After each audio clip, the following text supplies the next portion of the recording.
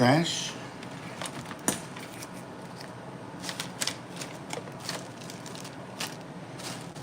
Made a mess. Got stuff everywhere.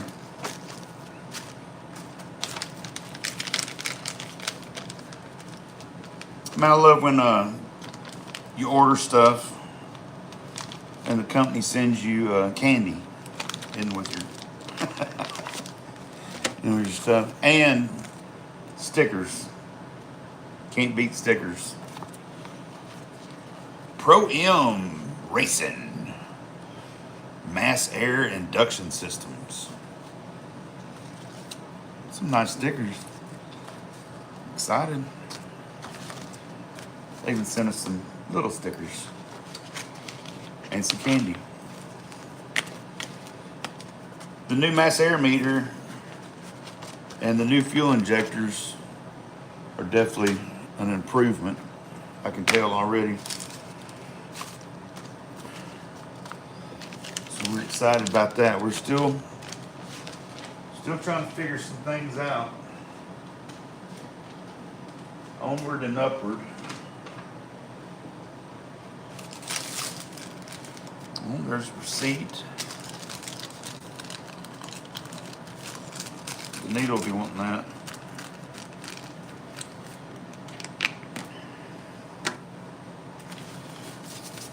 Let's see what all we got here.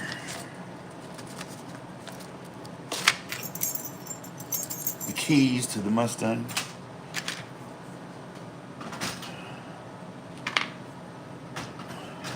Got to organize, get all the tools back in place. That's what I do is I destroy my garage. Looks like a bomb goes off. Then you got to stop and put everything back in place so you can explode it again.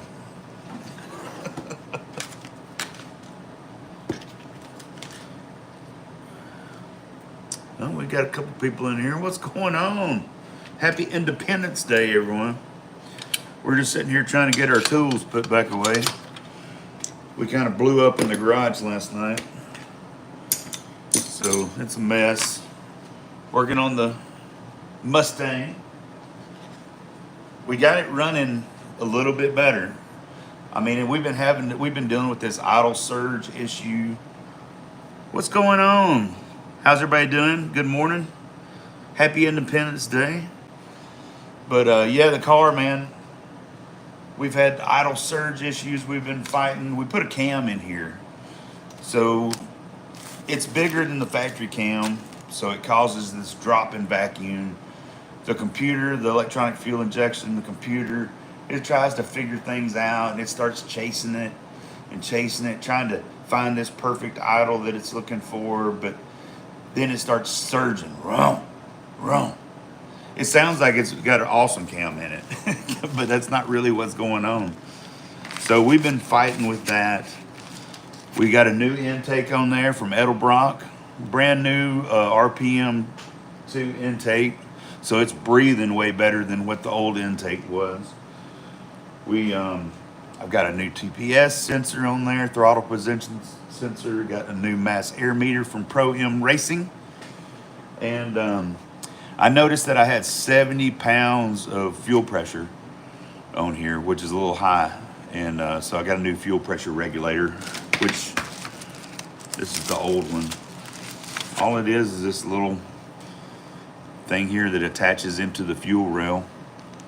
And there's a vacuum line that hooks here, and it adjusts your fuel pressure based off of manifold vacuum. So that little dude's $55 at your local AutoZone. So what's everybody up to today? Can you grab the phone and show us? I'm sorry, I just now saw that. What are you wanting to see exactly? I can show you. I can't start the car right now because I had the fuel line bust on it yesterday. On the back, I was sitting here tuning the car, and then all of a sudden, fuel just was spraying out from behind this tire here. And it's dark, you can't see it, but I've already disconnected part of it. But There's a, yep, right there. It just busted. It just ruptured. Fuel was spraying everywhere. So that was the end of my working yesterday. But there's the new fuel pressure regulator hooked up. That made a big difference. And so I think we're headed in the right direction. I got to work on like all the base idle reset and get all that. What's up, Daisy? Another thing is we got our fan relay and it needed a key on power source. Well, I tapped into a key on power, but it's in my O2 harness, and I'm afraid that it's drawing current and screwing with the readings on my O2 sensor. So I think I'm going to move that key on power source to a different key on power source. Another thing is this motor has, all the EGR stuff has been deleted, and I think I'm going to use the EGR power, the key on power source for my fan relay. Oh, Daisy, that's a girl. That's a girl puppy dog. Here's the shop dog. Aren't you, girl? Look at that beautiful face, that sweetheart. Her's rotten. She's a rotten pooch. She's really not a rotten pooch. She's a good pooch. She's a rescue dog. She rescued all of us. You know, here's my mess. I still got to clean all this up. Clean up that pile. I got to go dig through my tubs over here and find my fuel line so I can fix that fuel line. Garage is just kind of needs to be cleaned up. You know what I'm saying? Sometimes you just got to clean the world up around you so your head, you can think with clarity.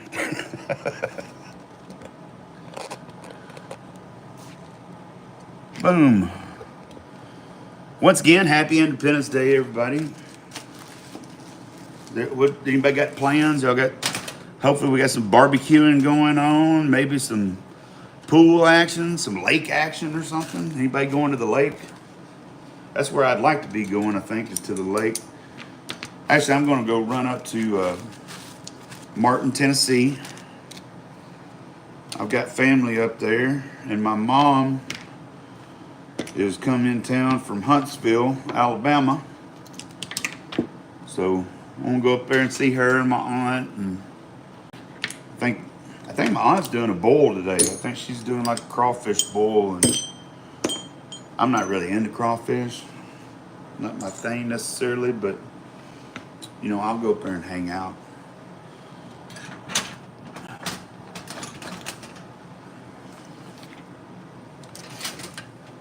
So tell me what's going on. What are y'all up to? Other than watching me put up my tools. Bow chicka wow wow.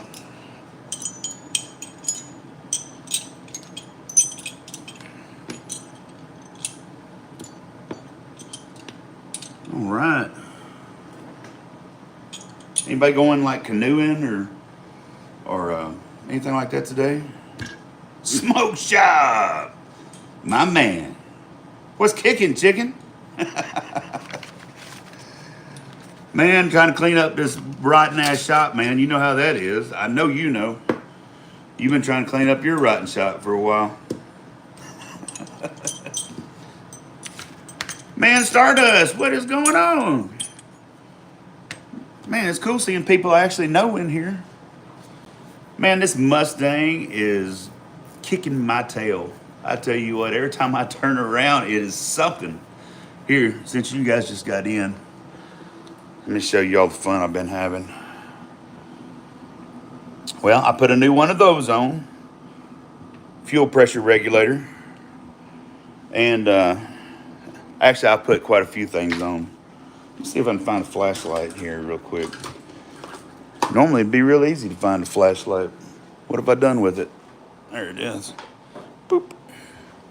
All right. So the Mustangus. It has been crazy. Of course, I had a vacuum leak.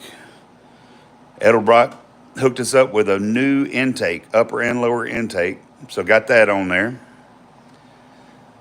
The fuel injectors that were on here,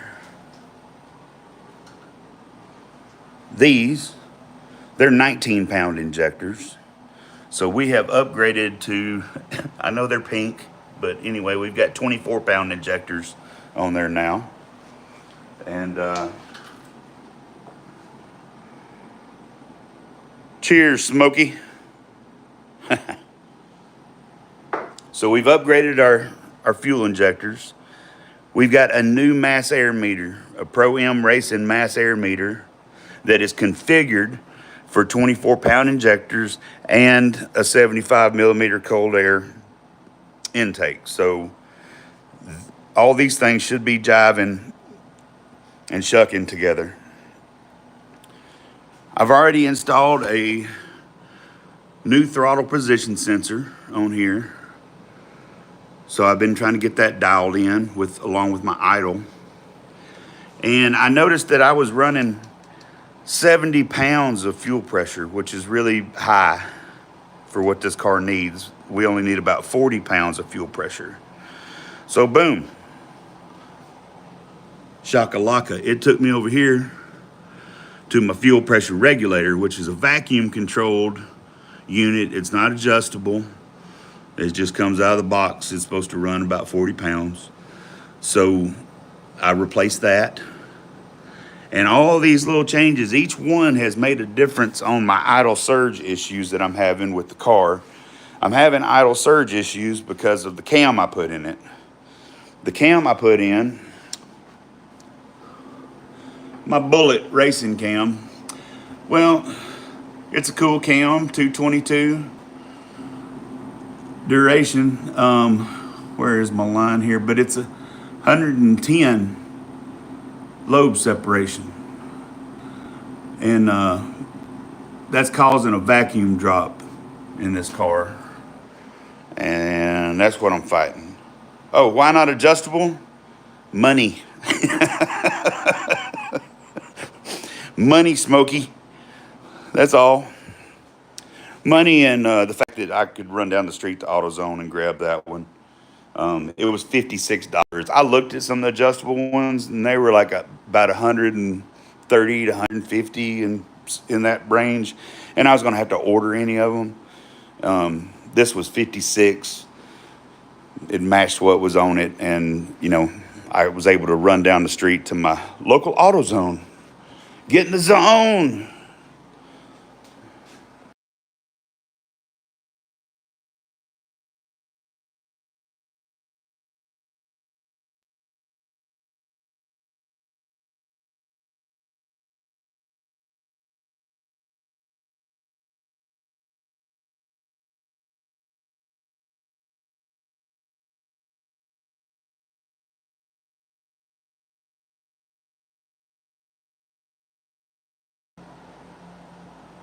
What about now? I must have accidentally hit the little mute mic button. Can you hear me now? Okay. Thanks for letting me know. So I'm not just sitting here babbling like an idiot. I don't know where y'all lost me at, but here, let me show you what happened to me yesterday. So I'd gotten those new parts on the car, and I was trying to get, my base idle reset done, get the idle where it needs to be. And it was doing great. It wasn't doing all that surging and loping and whatever like it was doing. And man, I was really on to something. And then all of a sudden, I'm over here looking at my TPS readings, and over here in the back of the car, I see fuel just spraying out like a fountain. And of course, I run around, shut the car off, run back here, and I'm like, what in the heck is going on? Well, there's a fuel line that was running right up in there, up to the you know, bottom of the fuel tank. Let me see if we can find this down here.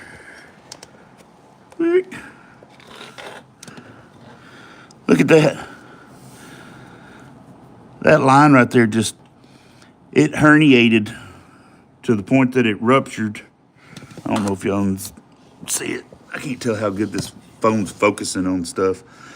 But yeah, that line just ruptured. Of course, I mean, it's an easy fix. I got to replace like a 1 foot little section of fuel line, but my goodness.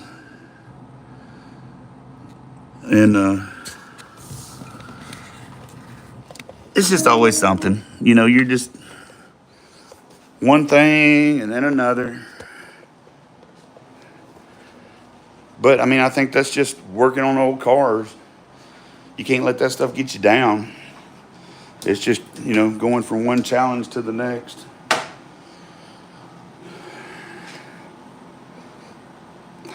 High pressure, replace it all. I know, you know, actually along the car, it's got the metal lines, which, you know, somebody else has told me to replace it all. But they still seem to be working pretty good. And I've replaced most of the other lines in the back already.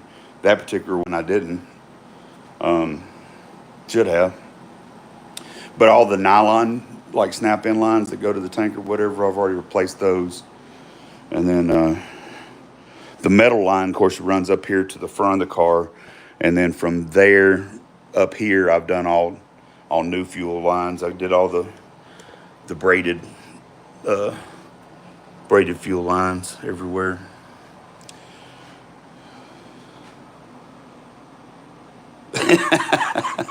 Yeah, no, I'm not looking to do any blowing up.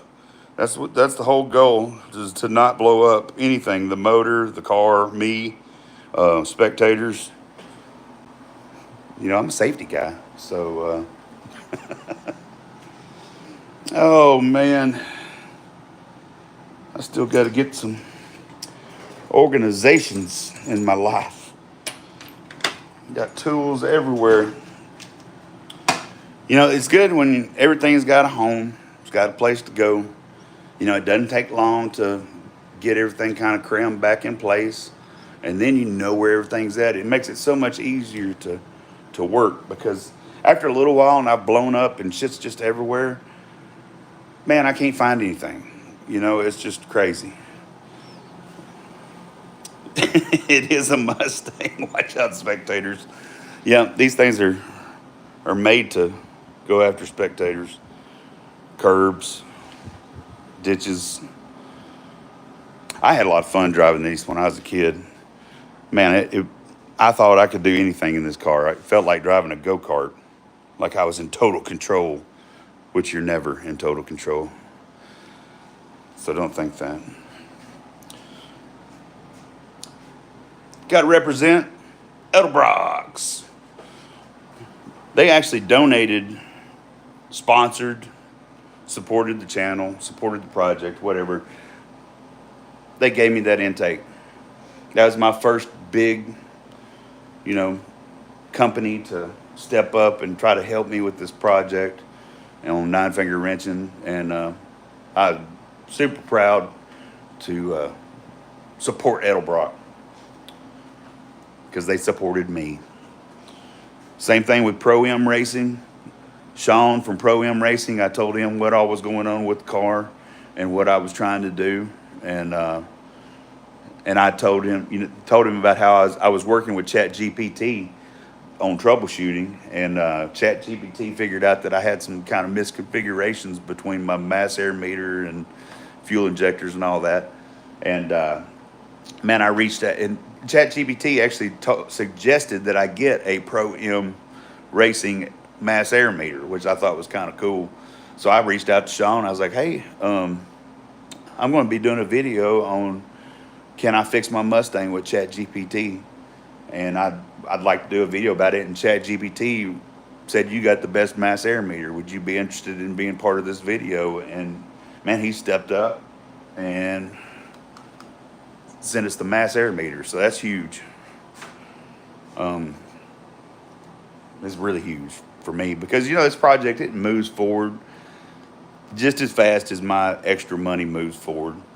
And that's not always very speedy, you know, because my extra money just kind of comes when I can do side jobs, or sell something, or do have a DJ gig, you know, where I can go, mostly DJ gigs, you know, whenever I can go and DJ, MC a race or an event or something like that, and make a few extra $100. So, you know, that's how it goes. That's life, baby.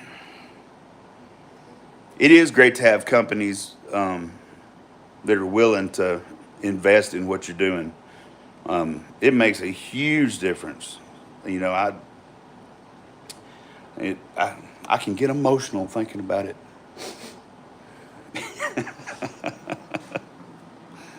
Oh man, Sunday, Sunday, Sunday.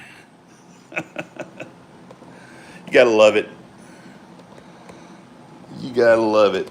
All right, set you down here. We gotta do a little bit of organizing. Get some trash out of here. The trash barrel's almost full. About time to go dump it.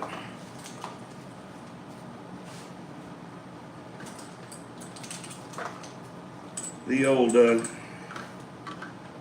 timing light. I think I've got my timing set pretty good. I've got it up a little bit. I think I'm about 14 degrees advanced, which these cars I think tend to like 10 to 12 degrees. And since I've got a little bit of a cam, I just went ahead and bumped up the timing a little bit. Michelle, what's going on, Michelle? So man, what kind of plans has everybody else got today? I've sat here and been babbling about my projects in the garage and stuff. Is anybody doing anything fun, man? Motorcycle rides, sea-doo rides, day at the lake, barbecuing, martinis poolside.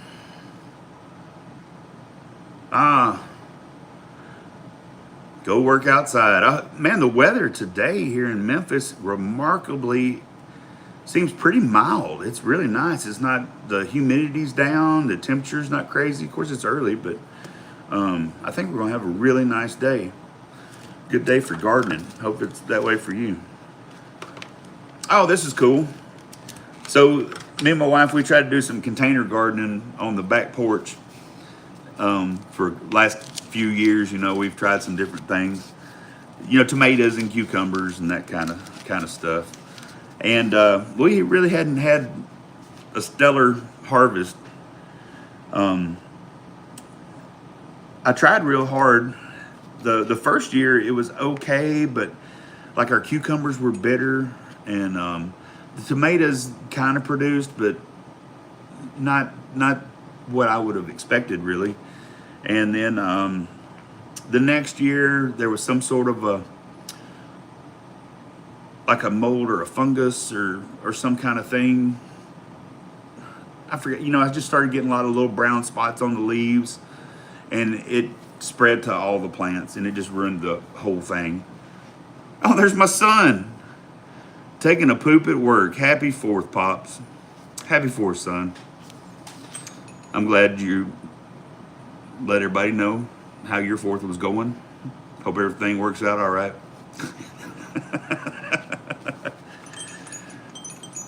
And what was I talking about? I was talking about my tomatoes. That threw me off. But so we didn't have a very good harvest because of that. We lost most of our tomato plants. But this year, Brendan is not the Eagle Scout, by the way. That's James. I got 3 boys. Brendan is a scout. He's definitely a scout.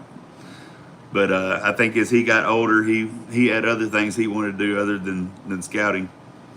But Big Block 402, what's going on, Big Daddy? KD Engine Revive, doing all right? Oh man, good to see everybody in here on the 4th of July. Hope everybody's got some big plans, gonna have some fun today. But anyway, the tomato thing. So this year we didn't plant any tomatoes, nothing. And then I looked out there one day, I was like, is that a tomato plant? So I've got a tomato plant that's just grown on its own from seed. I must have had what do they call them? Where it's not your typical like hybrid tomato. It's the shoot. It's like an original and an antique tomato. I forgot what they're called. But anyway, we got us a tomato plant growing. It looks like it's some of the little tomatoes. So anyway, that's my tomato story. Man, I would love a good old homegrown tomato. Man, I love them things. You can make a sandwich with just a homegrown tomato, a little mayonnaise, be the best thing ever. Man, my grandparents, their gardens, they could grow stuff. You know, if anything ever happens to this world and we have to go back to trying to take care of ourselves, man, we all got a lot of learning to do. It's kind of sad seeing knowledge of the past being slowly lost. You know, we'll all have to go to ChatGPT and ask it how to grow tomatoes. That's kind of how it goes.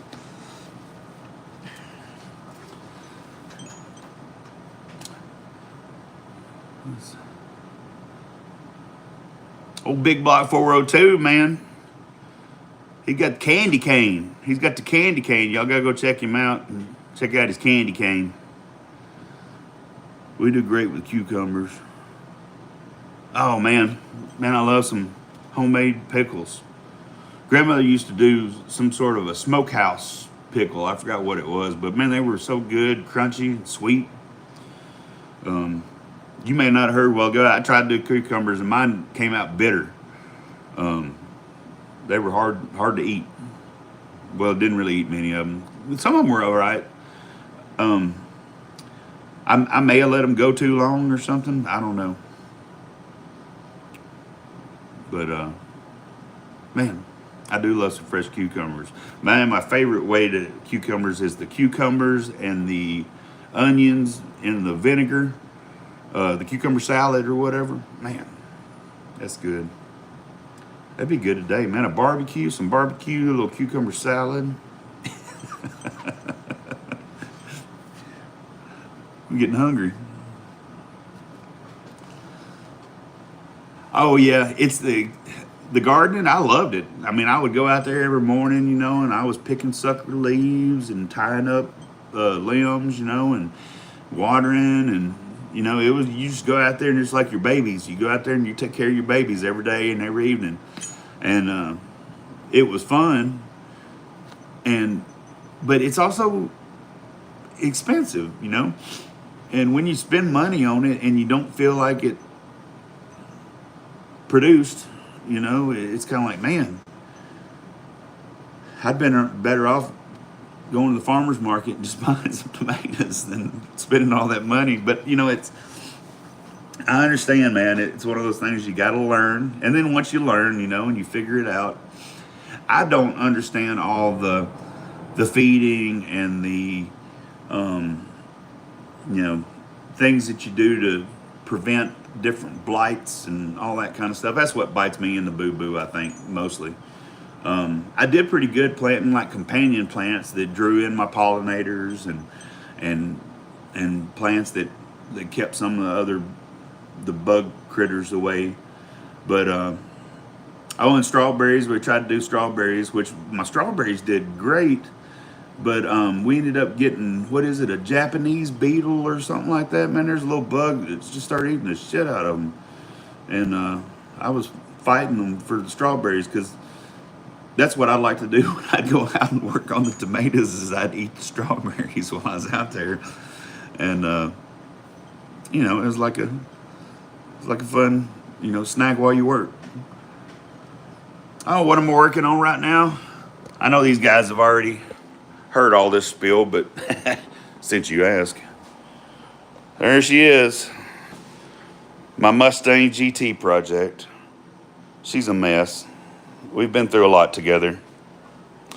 So I've got my rebuilt 306 with a Bullet racing cam, my new Edelbrock Performer RPM2, my new Pro-M mass air meter, my BBK cold fender wall air intake.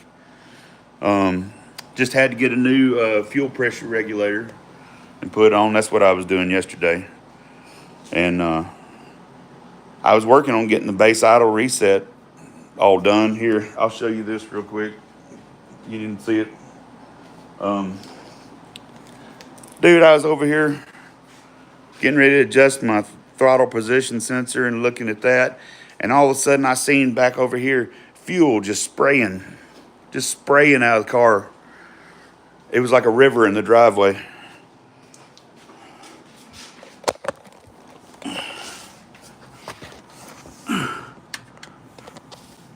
Look at that. Fuel line just popped.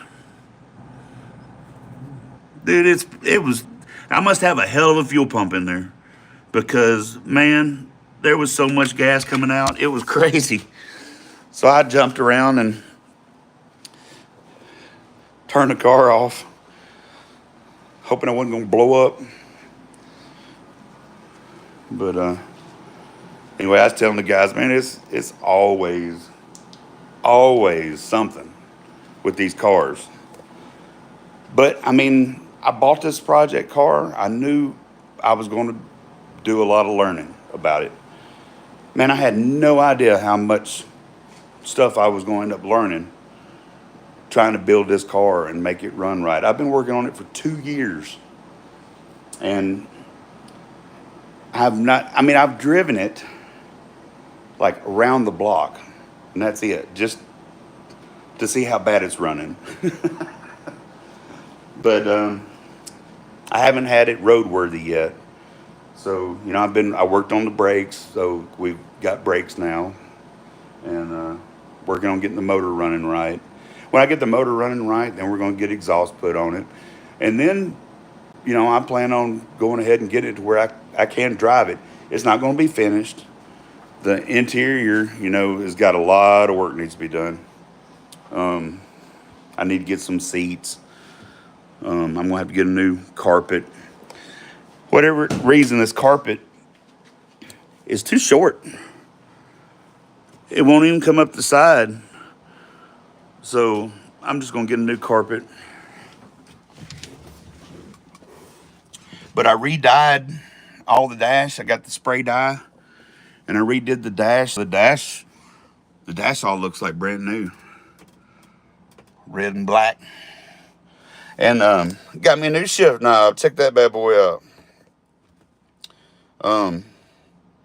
You can't really see it right there, but it's autographed. Von Hot Rod. This is a Von Hot Rod gear shift. I had never had one of the big balls shifters like that. It feels pretty good in my little hand. But got a lot of work to do.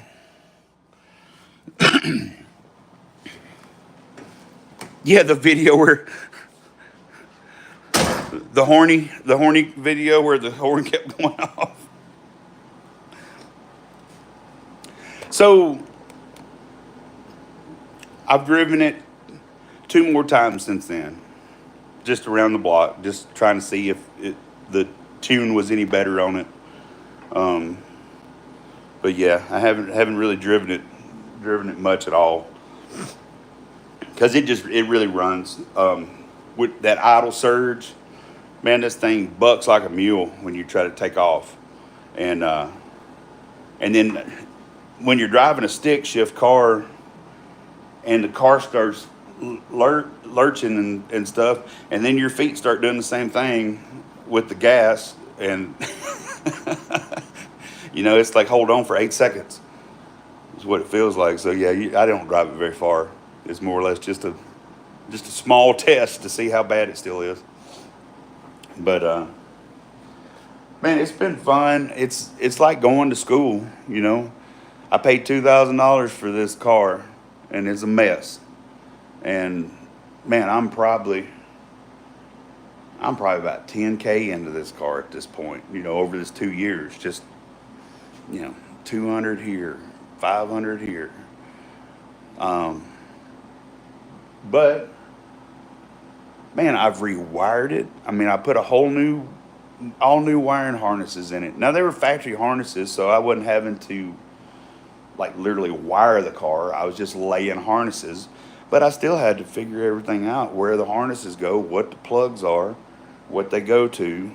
Um, Same thing on the engine harness up here. You know, we tried to make it pretty. Uh, so I've loomed it all, and I've got it all in braided housing, and tucked away, trying to make it look good. I ran some of my wires like through the fender. You can't really see them up in there, but through the inside of the fender, to clean up the bay a little bit more. I didn't do like a full tuck. Man, some of these cars, when they like shave the engine bay down and tuck all the wires and stuff, man, they really make them look clean. Let's see. Yeah, Mustang does become a Bronco. You know all too well. Yeah, man, what I'm learning is, man, it's great. And, the cool thing is that since I've started doing this and working on this car and figuring things out, I've been able to help my kids with their cars. So whenever they've got a problem, they come over, and we've been able to like dive in and fix things. And it's mostly little CRVs. Brendan's got a CRV, and James has got a CRV, and Ben has got a Lincoln Town Car. He's all pimped out with his Lincoln Town Car sled, but it needs work. It needs transmission work, which that's, automatic transmission is a little outside of my realms. I feel like he's probably going to have to get that fixed by somebody. I don't know if I'm ready to start taking apart automatic transmissions yet. I've got a feeling we'd have some extra parts, but when did I start learning mechanic? So basically, my whole life I grew up, as a kid, mowing the yard. So I started learning how to work on lawnmowers, and I had a little go-kart. And when I say learning to work on, I mean, I wasn't really learning, but, kind of had to be a little self-sufficient. So, if something broke, you tried to figure out how to fix it. And if you couldn't, you figured out how to get it to the old guy down the road that did know how to fix it. But, because it was just me and my grandmother, and, she wasn't going to be able to fix nothing. So, I was 11-year-old kid running around mowing yards, but I had great neighbors. They were all willing to help and help me figure things out. So, I kind of was always drawn to fixing things. I love taking things apart, and trying to put them back together. And then I got into bicycles, or I was always into bicycles. And then as an adult, I worked in a bicycle shop for about 12 years. So I was a bicycle mechanic. So I learned to work on bicycles and really enjoyed that. And then during COVID, I started watching these yahoos on YouTube repairing all these old two-stroke Sea-Doos. And as I was watching them, I was like, man, that doesn't look too bad. I think I could do that.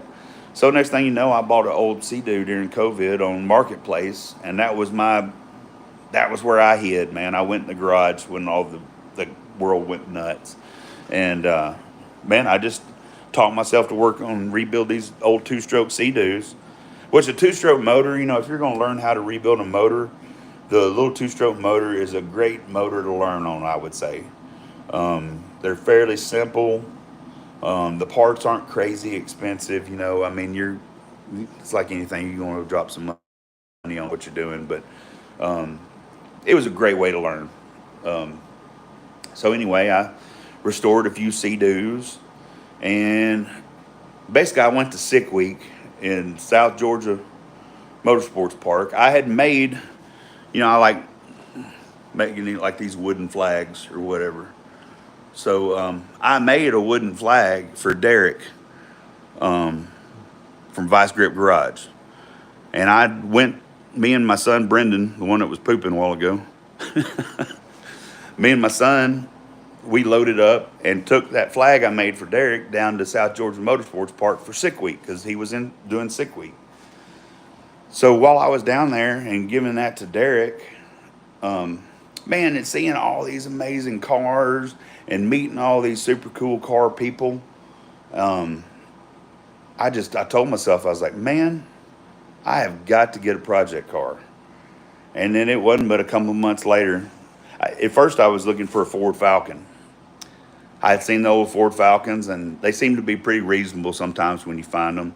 And I thought that'd be a nice, simple car to work on and fix. And I ended up running across a Mustang GT, which when I saw this car, it clicked, and I was like, man, I had 2 Mustangs when I was a kid. I need to get this car, rebuild it with my kids, and let them see what it's like to drive a 5-speed V8. And, you know, it's just kind of one of them things. Oh, is Ed in here? Happy 4th, Ed. So, you know, it was a project, you know, it was for me. And, you know, it was something I was hoping to spend some time with my kids. Now, my kids aren't as into it as I am. Ben's probably the one that's the closest to being into it. Or either that or he's the one that's the most willing anyway to come hang out in the garage with me. He'll get older and that'll change.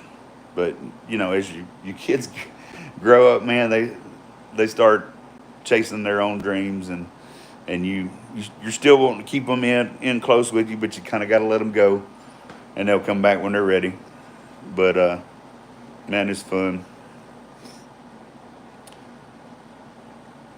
Yeah, man, especially with the car culture, I think it's important that we try to get our kids involved, get them invested, out there enjoying the car culture and what it has to offer. I feel like, you know, that's kind of like one of those, it's almost like the gardening and stuff, you know. I feel like it's almost a dying thing, and we got to work to try to keep it alive in the youth.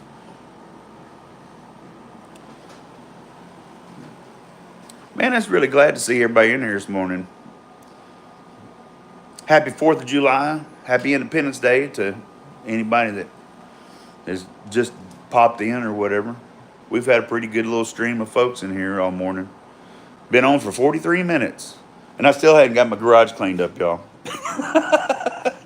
We've done a lot of talking, a lot of looking. And I still got some stuff to put away. Man, I guess I'm going to go ahead and probably start signing off on here. We're going to wind this thing on down. I know everybody's probably got plenty to do on this beautiful, beautiful Independence Day. Proud to be here.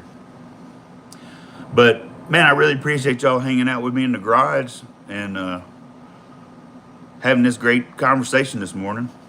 It feels kind of funny, you know, I'm reading comments or whatever. I wish we could talk back and forth. But, same here. I got to...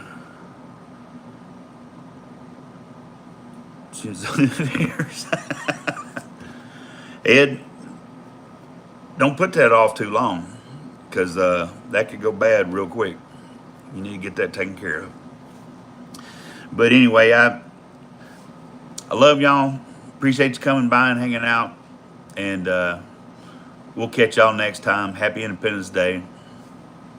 Peace.